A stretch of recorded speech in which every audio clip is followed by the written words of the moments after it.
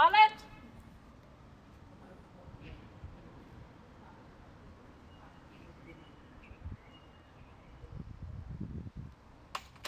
Danke, jetzt ist alles gefallen. 3 für die Sekunden. 1 und 2, 3 und 4, 5, 6, 7, 8. Meant to be Together ist eigentlich aus dem Kurzstück «Gemeinsam streiten» entstanden, also von dieser Thematik, vom Miteinander streiten und zueinander halten, sei es jetzt eben in persönlichen Beziehungen, vielleicht auch romantischen Beziehungen, aber auch als Gesellschaft an sich.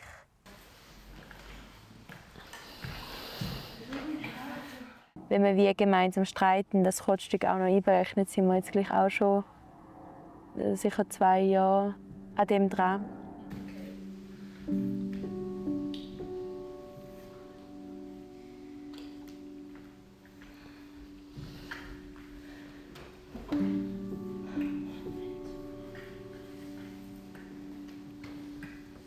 Ich glaube, Tanz bedeutet sehr, sehr viel für mich. Es hat mich das ganze Leben lang begleitet und ist immer für mich da gewesen, auf eine Art. Also es hat mir sehr viel Halt gegeben.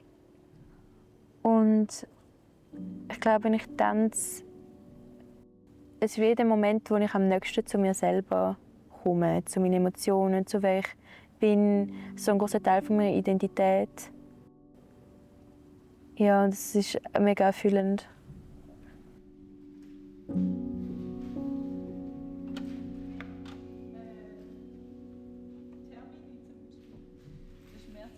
Wenn es der erste Probetag ist von einem ganzen Block, fahre ich von Bern oder von Zürich auf Arbon ein paar Stunden. Dann wärmen wir uns dort aufwärmen. Und dann arbeiten wir eigentlich an den Aufgaben, die uns die Linda gibt. Bei Meant to be Together recherchieren wir zum Beispiel nach einem Charakter. Wir probieren uns vorzustellen, wie der Charakter heisst, wie viel Muscle Tension habe ich, wie reagiere ich auf gewisse Sachen und wie sich das auszeichnen im Charakter und wie kann der Charakter übertragen werden in Tanzbewegung. 7, 8, Entweder arbeiten wir in der Gruppe an etwas Konkreten oder wir arbeiten an zum Beispiel Solos und Duets, wo man von einem sehr raw Bewegungsablauf dann feiner wird und detaillierter wird.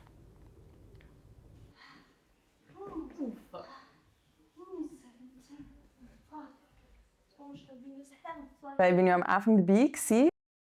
Und so die Aufgabe, die ich eigentlich habe, dass die Linda, die ja eigentlich jetzt im Stück wie mittanzt, kann auch von draussen wie choreografieren und mir quasi als Platzhalterin wie hat und sehen kann, wie etwas aussieht oder wie eine Idee wirken würde. Und gleichzeitig bin ich wie in der Recherche in dem Sinne auch involviert gewesen, direkt, weil sie mir auch Tasks gegeben hat, zum machen und ausprobieren und neue Bewegungen finden.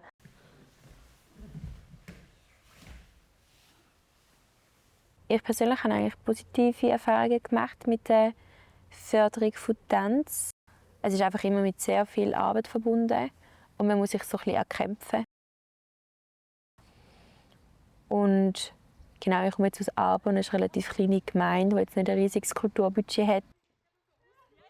Und da wäre bei mir ganz anders ausgesehen, wenn ich jetzt in der Stadt St. Gallen, wo eine Viertelstunde mit dem Auto von mir entfernt ist, wäre.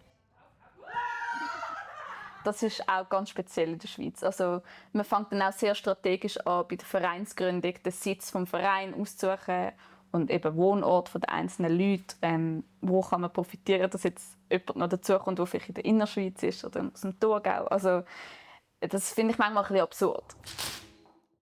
Also, ich habe etwa 20 Anträge gestellt.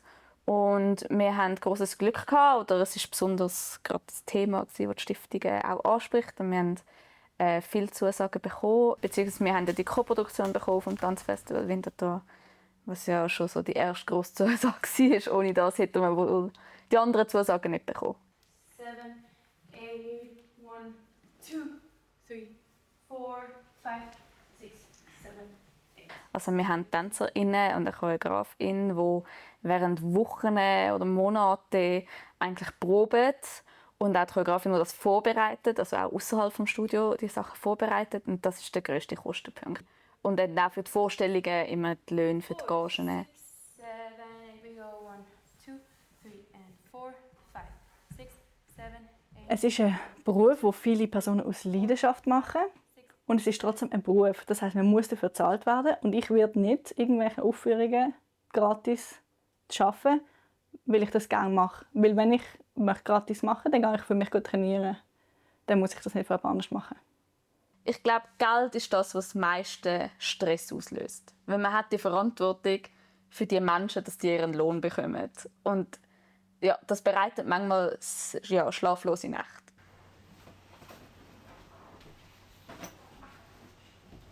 Ich hatte die Verletzung und es ist ganz lange nicht sicher gewesen, was es ist und wie lange das geht. Und das Problem dort ist auch, wenn wir mit im Prozess waren, dass ich nicht der Choreografin und der Produktionsleitung Bescheid geben, kann ich noch dabei sein oder nicht. Das Problem ist, dass man halt projektweise schafft und die Proben finden einfach jetzt statt. Und wenn ich in der Probe nicht bin, dann bin ich auch nicht im Projekt.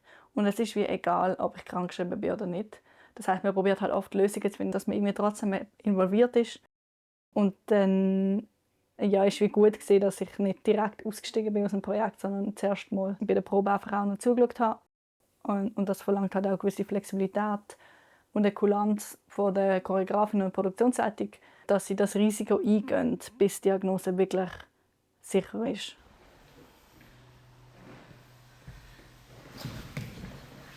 Das habe ich gemacht. Etwa 3 bis 5 Mal in der Woche Krafttraining, wenn ich keine Probe habe. Plus, ich habe jetzt wieder angefangen zu joggen.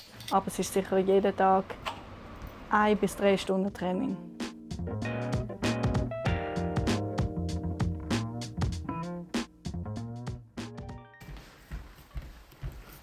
Also die Ideen zum Choreografieren oder für Stück kommen von verschiedenen Orten, aber haben immer eine persönliche Note für mich. Also es braucht wie so eine Dringlichkeit. Ich habe manchmal so Ideen, die sich dann auch wieder verlieren, die ich wie nicht verfolgen tue. Und gewisse Ideen bleiben dann wie, weil sie mit mir etwas machen. Ich habe eine bessere Idee. Mal schauen, ob es besser ist. Da fühlt sich besser an in meinem Kopf. Ich habe schon wieder. Ich glaube, ich muss vielleicht. Natürlich entsteht Choreografie auch zusammen mit den TänzerInnen. Aber ich überlege mir wie im Voraus, wie will ich welches Thema angehen. Ich tue Bewegungsmaterial vorbereiten zum Teil. Ich überlege mir Szenen, wie sie aufgebaut werden, wenn ich Dramaturgie will. 7, 8, 1, 2, 3, 4, 5, 6, 7, I, A, K, I, right, left. Und jetzt in meinem Fall mache ich zum Beispiel auch die Musik und tue dann die Musik auch schneiden, schaue, das Stück dann mein Konzept auch widerspiegelt. Ja. Weißt du, wenn du rumgehst, dann bist du hinten und dann schaust du zeitig, lässt dich fallen, laufst und rum, sitzt auch nicht mehr still. Wir haben nicht ganz das Budget erreicht, aber es war dann auch nicht so schlimm, wenn wir auf Sachen verzichtet haben, die dann auch für die Linda okay waren zum Verzichten. Also zum Beispiel die Musikkomposition hätten wir auch gerne eigentlich jemanden angestellt, der Musik macht, kreiert fürs Stück. Aber es ist dann, glaube ich, auch zu stressig geworden für die Linda, um auch nur an das zu denken, künstlerisch.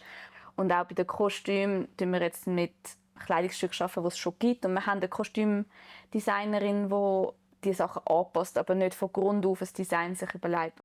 Also da haben wir sicher sehr viel einsparen können, weil einfach erfahrungsgemäß bekommt man etwa 2/3 vom Geld nur zusammen. Jetzt zum Beispiel der Tisch beim Entubito ist nicht so stabil.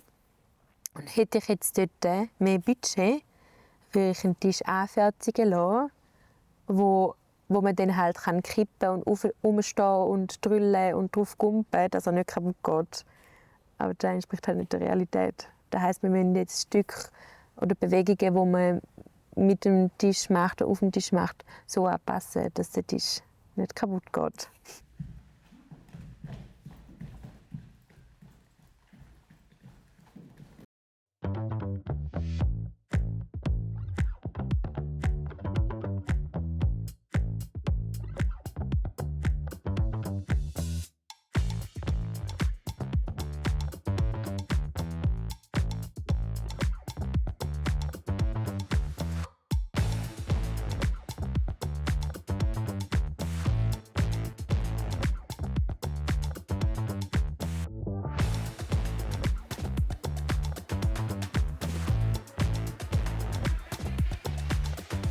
Es ist nicht die Idee, dass wir schon das Endprodukt zeigen, sondern wirklich etwas, an dem wir dran sind, sei es konzeptionell oder in der Bewegung, wo noch recht eine Skizze sein könnte auch.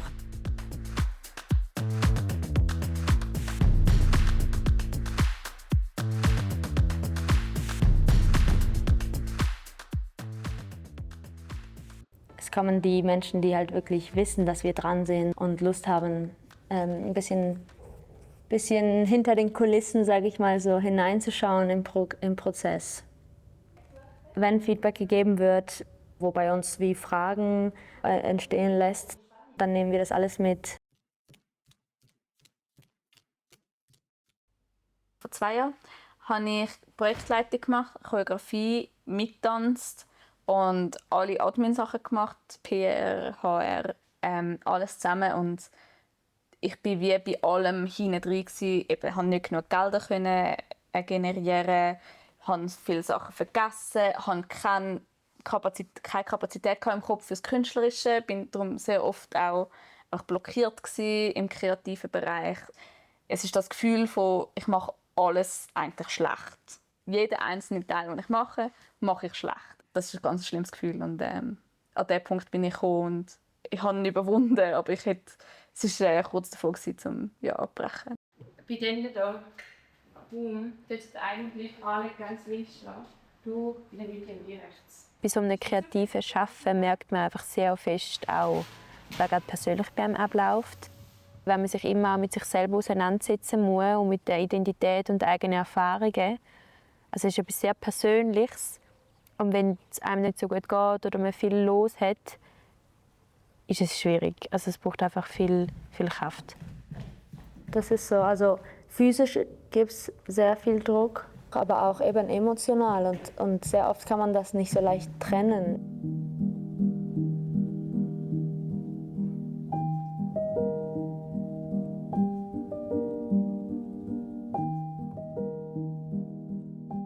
Also ich glaube, Tanz so als etwas, eben, wo man kommt, anschauen und sehen als ein Erlebnis. Ich glaube, das ist mega wichtig, weil es durch das, dass es noch gemischt ist mit Musik, die schon so viele Emotionen bewegen tut. Du hast trotzdem auch noch Theater in dem Sinne, dass Mimik wie drin hast und viele Emotionen, die einfach gegen aussen strahlen. Und du erlebst es dann schon fast selber am Körper, weil du so die Intensität spürst. Ich habe das Gefühl, du kannst immer irgendjemanden abholen mit dem, was du tanzen tust.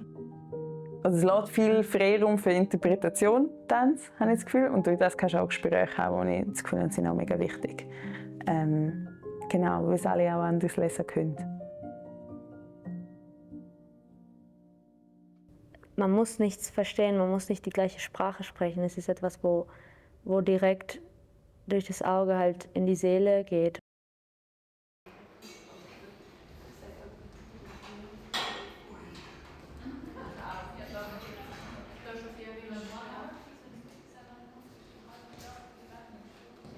Was ich mir allgemein wünsche, ist mehr Anerkennung, mehr Wertschätzung gegenüber Tanz als Kunstform und auch Tanzschaffende.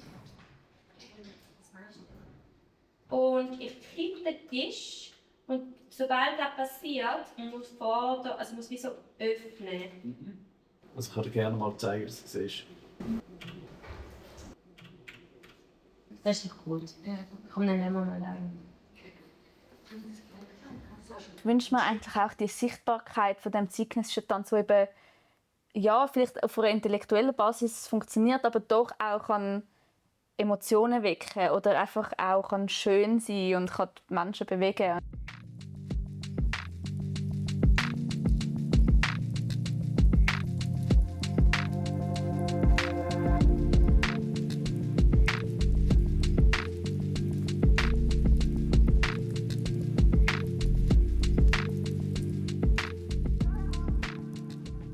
Es wäre schön, wenn wir eigentlich das, was wir machen, mit mehr Menschen teilen können.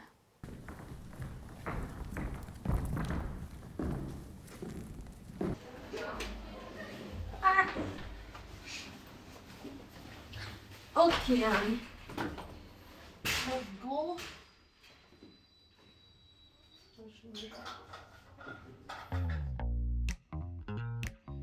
Danke vielmals, Elisa. Sehr gerne, das sieht sehr gut aus.